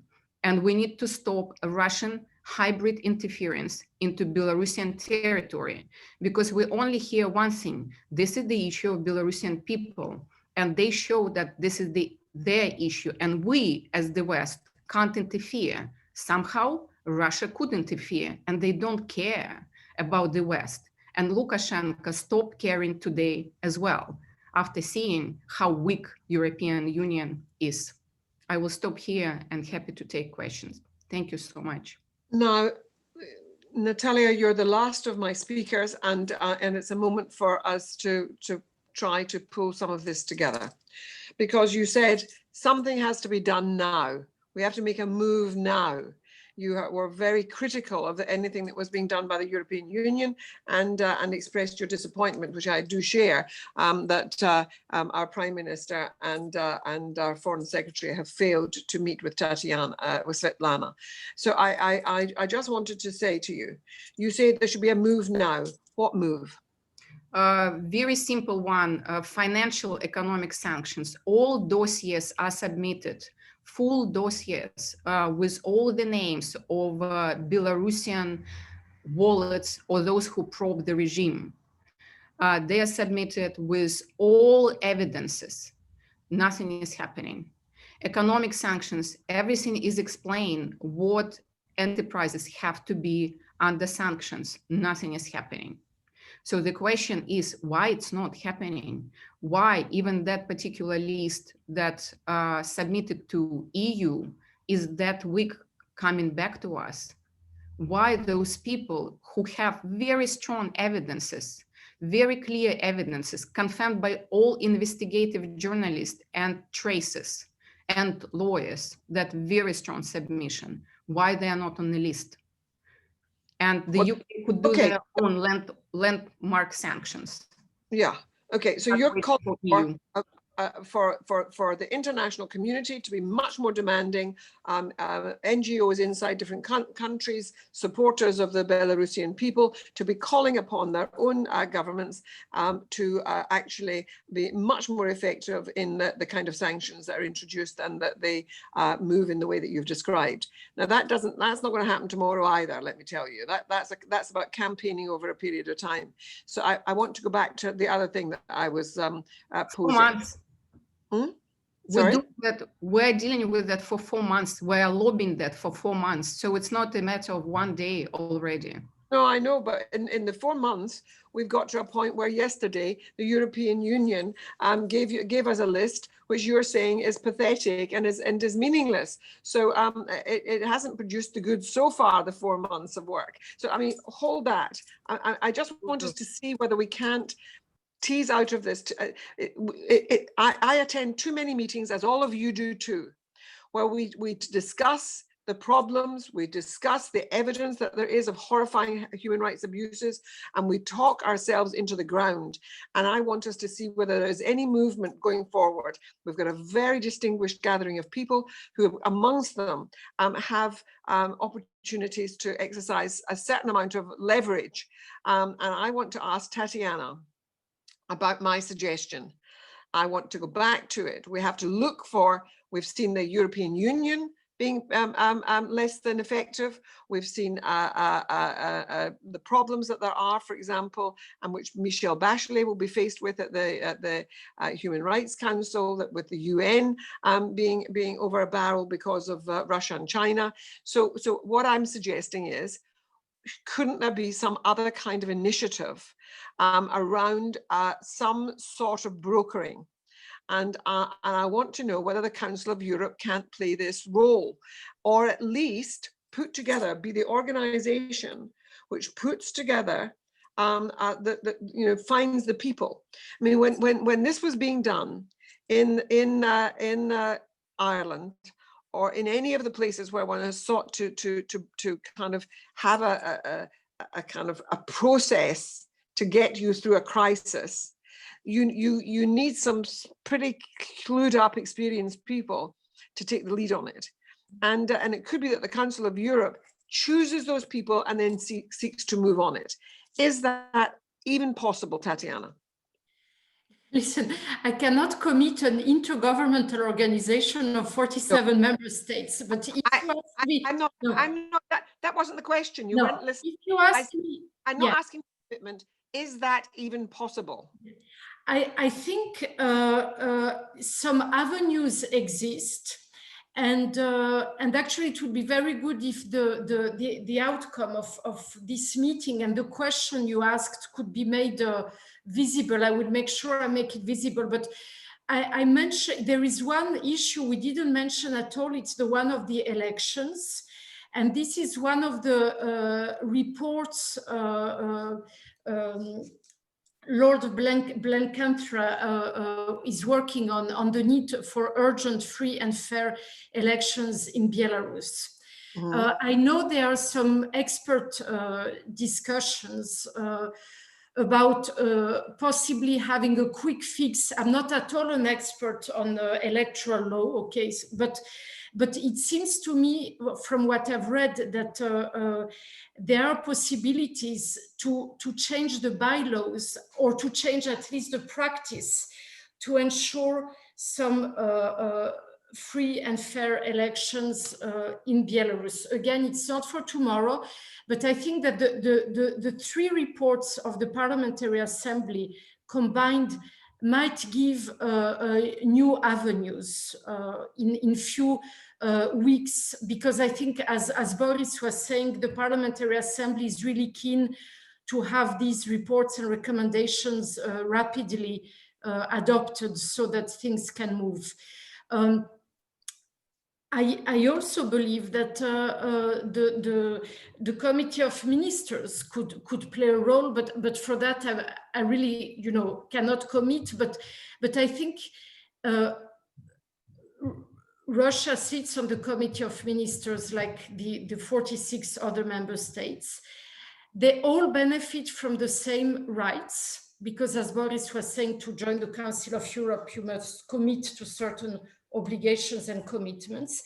And the Belarus people are not asking for anything more. I'm not speaking of membership to the organization. I'm speaking of perhaps Russia understanding that it's nothing special what the Belarusian people are asking for. And indeed, I think it's very important to repeat this message, that it's not a geopolitical fight whether Belarus wants to become more pro-West and less pro-Russian. That's not the issue. And I think this message needs to somehow to be heard by Russia. Now, how Russia can hear that I'm not sure yet, but I do believe that the Council of Europe would be a possible platform for dialogue to ensure democratic transition in Belarus, so that the Belarus people can benefit from the same guarantees of democracy, rule of law, and human rights like the others. Now, some things have come up on the side, and I just wanted to, first of all, to pay a tribute to Harry Hummel, who's been a very active person in the sidebar with different pieces of conversation. And one of the things is in the longer term, if one's talking about securing justice after all of this, that not only would it involve criminal processes against Lukashenko, but also possible civil actions against certain people. Marcus Steiner says that what is really needed is a new international court, not the ICC, which he expresses little confidence in, and sort of validates what Konstantin was saying. But he says that there should be a new international court which deals with international law more generally, with human rights as well, but also with the issue of climate change, that you have to have a much bigger and grander sort of court to deal with those issues. Elena Korostoleva has been raising, she agrees entirely with you, Natalia, about the failure really of the European Union in its sanctions, and sort of cheered you on in what you were saying. But I wanted us to see whether we couldn't at this stage think of steps that could be taken. If Tatiana is saying that there is a role for the Council of Europe, should we, as a gathering of people who have some influence, should we be calling upon the Council of Europe to seek to play a greater role around the business of elections and democracy, but also around human rights? Natalia, your hand has gone up. Just very quick comment. The question is that OSCE proposed to be that mediator at the very beginning in August. The question is that Belarusian government, the regime said very simple, it's not timely, we don't want you in Belarus. So the question is, in order for any mediation, you need the government of the country, even though it's illegitimate one, need to invite that mediator. And of course, like when Belarus is not part of Council of Europe, it's become even more complicated. But I'm not saying that we shouldn't try. We should try everything. Have any of you ever approached the elders, who are the group of, if you like, retired presidents, premiers, and sort of leading voices in our world, who are sort of so simply seen as wise elders? Has anyone approached any of them to play a role in? Yes, but it was connected to elections of 2010. We worked with Prince de Orangini of the Netherlands.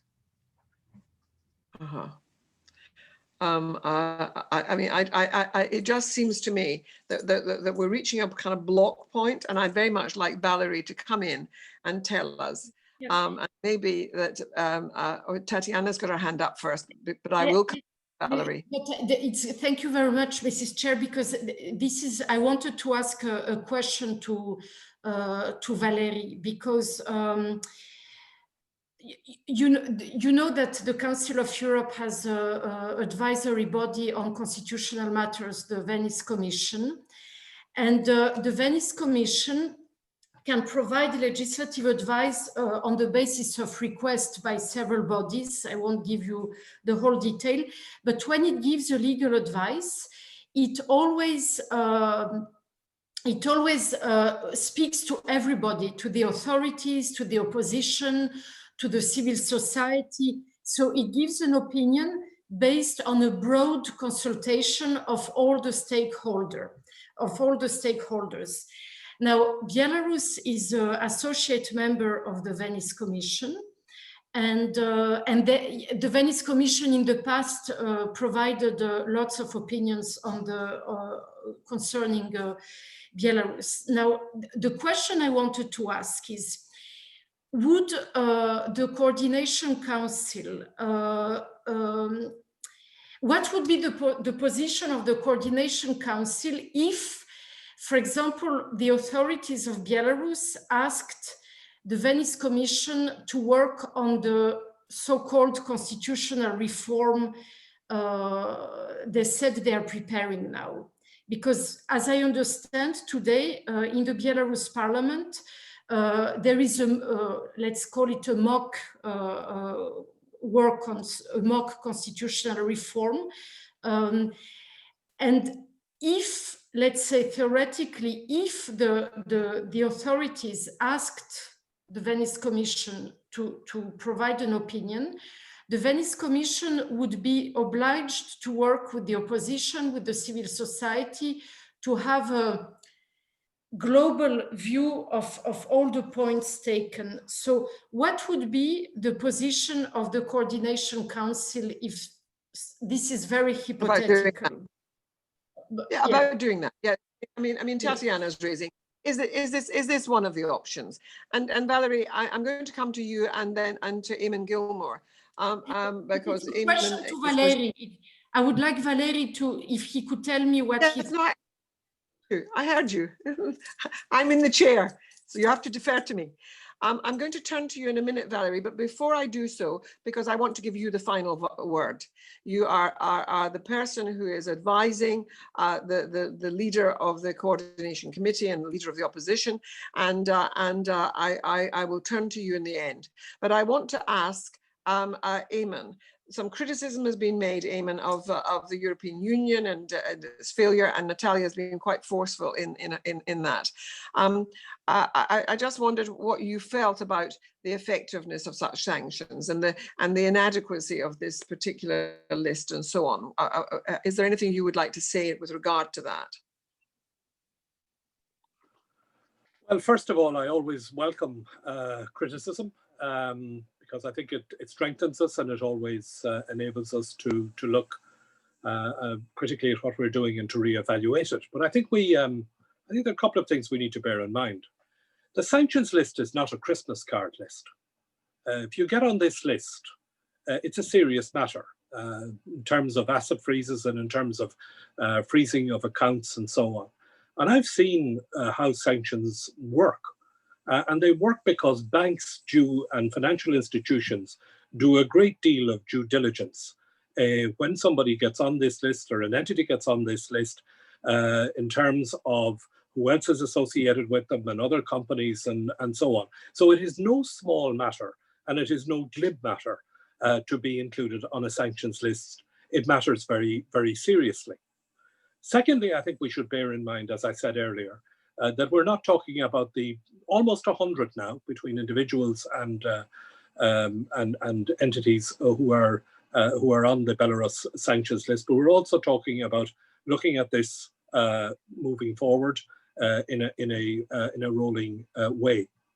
The third point that I would make is that it's not just about sanctions, it's about all of the other things that we need to do as well, because we shouldn't lose sight of what we're trying to achieve here. What we're trying to achieve here is to provide support to the people of Belarus to be able to exercise their own self-determination, to elect their own government, and to lift this oppressive regime that they have upon them, and to lift the oppression. And I think to do that, we need to be working together. And we have on this platform, I'm delighted, the Council of Europe, the OSCE Special Rapporteur, the civil society organizations, many, the Belarus opposition. And I think what we need to be doing is we need to be sitting down and looking at how we can work together. I've seen some of the suggestions that have come in for where the European Union can be of further help. We'll certainly look at all of those and take them away.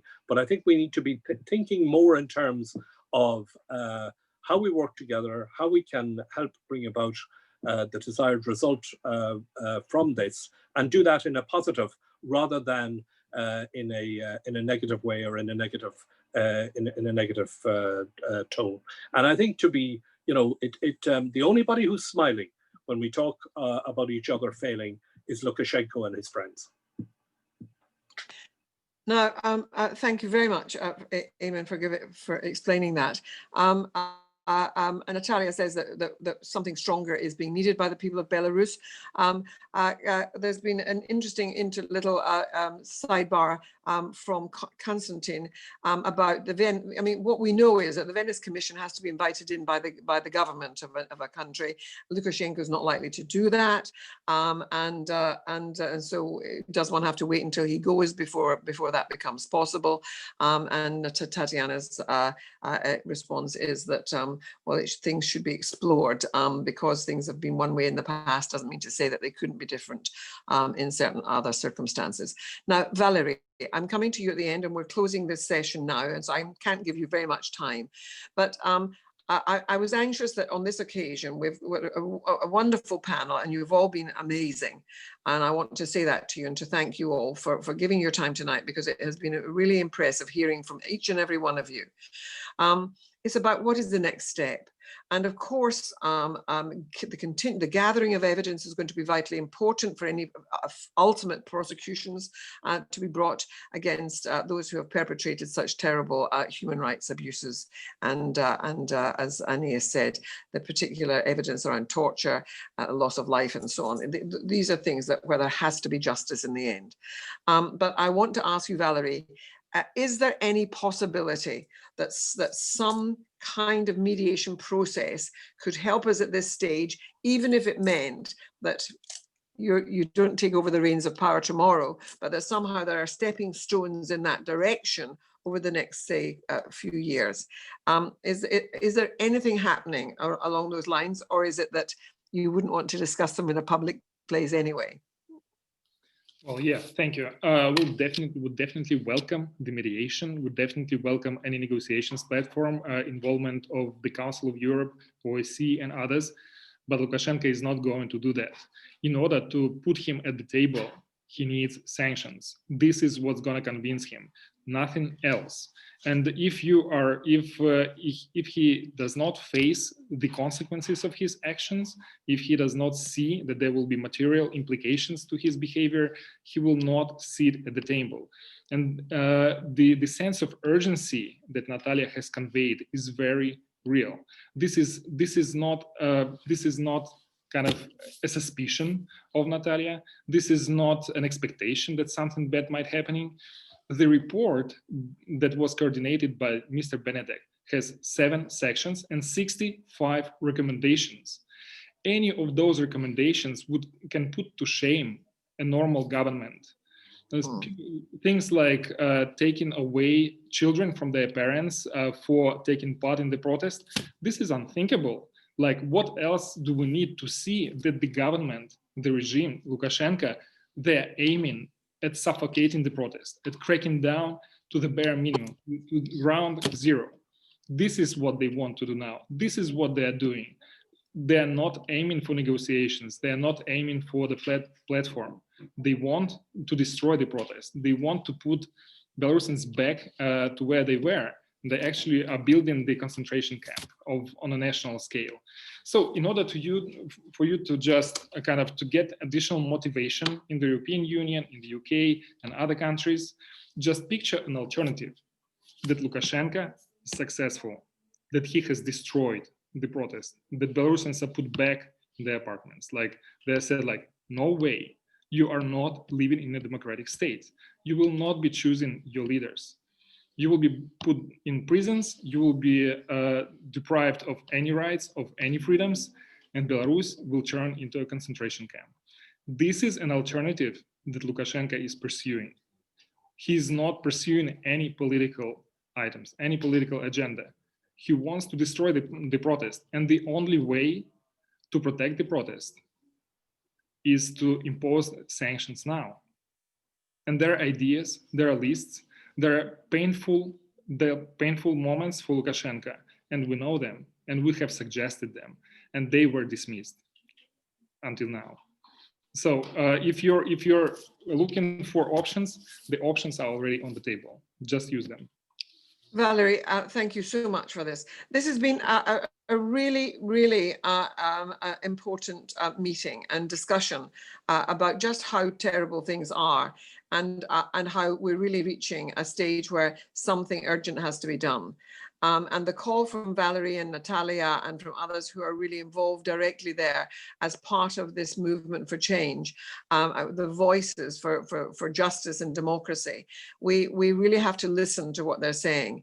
And while there may be protocols about how things are done, we have to step outside of what the ordinary norms are, it seems to me, in order to deal with the urgency of this situation. I want to thank all of this panel. I think that you have been remarkable. Your contributions have been very important. A record has been made of this event, and I want to tell you that we will, and I know that that Lord Blenkarth has been listening, and I hope that he will be able to convey to the government of the United Kingdom the urgency that there is for much stronger action than currently is in place or set to be in place. So I want to thank you, and I hope that we can convene together again in the new year, and that we might be seeing some movement, but we have to all work together towards that end. Thank you very much indeed. Thank you.